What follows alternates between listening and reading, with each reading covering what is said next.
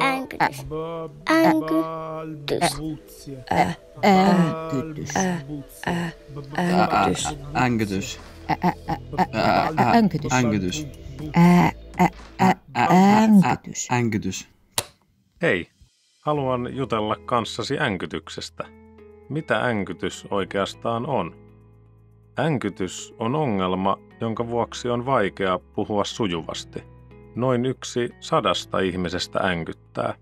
Äänkytystä esiintyy kaikkialla maailmassa. Kaikenikäiset tytöt ja pojat voivat äänkyttää. Äänkytys ei liity ihmisen älykkyyteen. Jotta tiedät, miltä äänkytys kuulostaa, esittelen sinulle Villen. Ville äänkyttää joskus. Kun hän äänkyttää, se kuulostaa tältä. Kissa loikkaa tyynyllä. Niin kuin kuulet, pari kohtaa oli vaikeita. Puheessa voi esiintyä toistoja. Sanoissa voi olla myös venytyksiä ja joskus puhe jää kokonaan lukkoon. Tällainen tekee puhumisen vaikeammaksi. Ja kun näin tapahtuu, Ville ei enää hallitse puhettaan. Puhuessa aivojen ja lihasten pitää toimia hyvässä yhteistyössä. Ensimmäiseksi pitää miettiä, mitä haluaa sanoa. Sitten ajatukset muutetaan sanoiksi. Sitten aivot lähettävät viestin lihaksille, jotta voi muodostaa sanan. Aivot huolehtivat siitä, että kieli, huulet ja äänihuulet toimivat yhdessä, jotta sanan saa sanottua. Äänkytyksellä voi olla yhteys geeneihin. Joillakin ihmisillä äänkytyksen taustalla on perinnöllisiä tekijöitä, ei kuitenkaan kaikilla. Äänkytyksen esiintyminen on todennäköisempää, jos suvussa esiintyy äänkytystä. Nämä geenit eivät kuitenkaan välttämättä aina aiheuta äänkytystä. Mitä oikeastaan tapahtuu, kun ihminen äänkyttää? Tällä hetkellä tutkitaan aivojen kehityksen ja puheen ongelmien, kuten äänkytyksen, yhteyttä. Tutkijat ajattelevat, että viestin kulkeminen aivoista lihaksiin voi kestää kauemmin kuin muilla. Lihasten pitää työskennellä tavallista kovemmin, koska viestit tulevat viiveellä tai epätarkasti. Jos näin tosiaan on, se voi selittää äänkytyksen. Kun äänkyttää, puhuminen voi tuntua nololta tai pelottavalta. Puhujasta voi tuntua siltä, ettei hän hallitse puhettaan tai sitä, miten sanoo lauseet.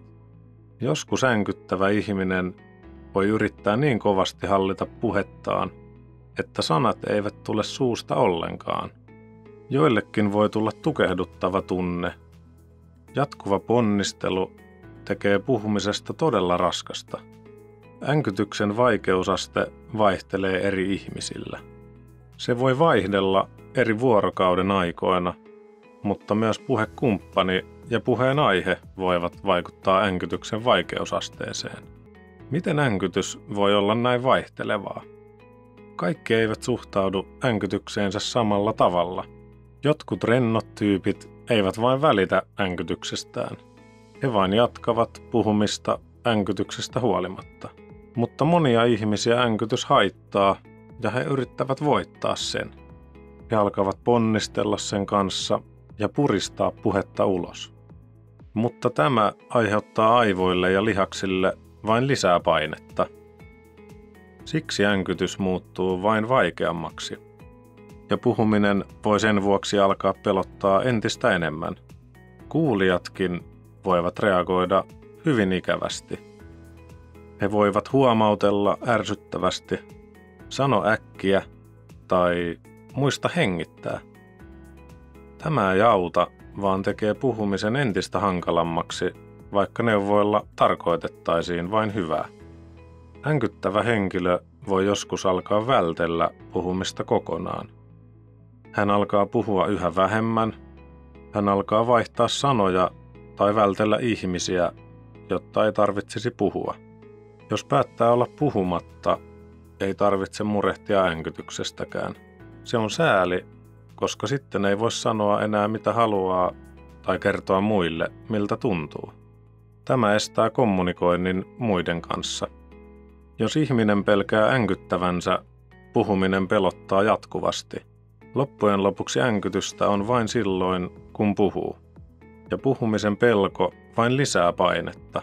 Oikeastaan on niin, että jos ei halua änkyttää, änkytys vain lisääntyy. Jopa oman puheenvuoron odottaminen lisää painetta ja voi lisätä änkytystä. Myös stressaavat elämäntilanteet, jännitys tai väsymys, esimerkiksi kokeet, muutto tai jopa synttärit voivat lisätä änkytystä.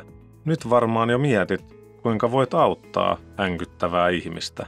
Kaikkia ei voi auttaa samalla tavalla, koska jokainen pärjää sen kanssa omalla tavallaan. Autat parhaiten olemalla ihan tavallisesti, aivan kuin puhuisit sellaisen ihmisen kanssa, joka ei änkytä.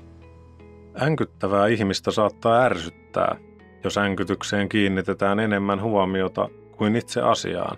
Siitä ei ole mitään hyötyä, jos neuvotaan hidastamaan puhetta tai hengittämään rauhassa. Tällaiset neuvot vain lisäävät painetta ja saavat puheen jäämään enemmän jumiin. Ihmiset voivat hämmästyä, kun he kuulevat jonkun änkyttävän ensimmäistä kertaa. He eivät monestikaan tiedä, miten siihen pitäisi suhtautua. Epätietoisuus voi hermostuttaa kuulijaa, joka voi jopa poistua keskustelusta. Häkeltyminen on ihan normaalia, koska änkytystä ei osaa odottaa. Häkeltymistä ei tarvitse hävetä. Myöhemminkin änkytyksen kohtaaminen saattaa kuulijasta tuntua hankalalta. Pitäisikö minun tehdä jotain erityistä? Voinko kysyä änkytyksestä? Voinko sanoa, jos en saa selvää puheesta? Voit aina kysyä puhujalta itseltään. Yleensä puhuja on änkyttänyt koko elämänsä ja hän itse tietää parhaiten, mikä häntä auttaa ja mikä ei.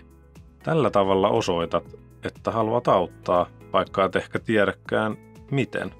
Osa ihmisistä ei pidä siitä, että sanat sanotaan loppuun heidän puolestaan. Toisia se ei haittaa juurikaan. Toisia taas enemmän. Joku voi vähän yllättyä, kun änkytyksestä kysytään. Kaikki ihmiset eivät ole valmiita puhumaan änkytyksestään. Olet kuitenkin avannut keskustelun aiheesta ja voitte ehkä palata siihen myöhemmin. Sitten kun tunnette jo paremmin, hän ehkä kertoo änkytyksestään enemmän. Ihminen, joka änkyttää, ei ole itse valinnut änkytystään. Jos haluat auttaa, ota änkytys huomioon. Anna enemmän aikaa puhumiseen ja sano rehellisesti, jos et ymmärrä. Kuuntele, mitä asiaa puhujalla on, aivan kuin kuuntelisit ketä tahansa. Loppujen lopuksi ihmiset, joilla on änkytystä, ovat ihan tavallisia ihmisiä, niin kuin sinä ja minä. Kaikkihan me toivomme sitä, että meidän asiaamme kuunnellaan.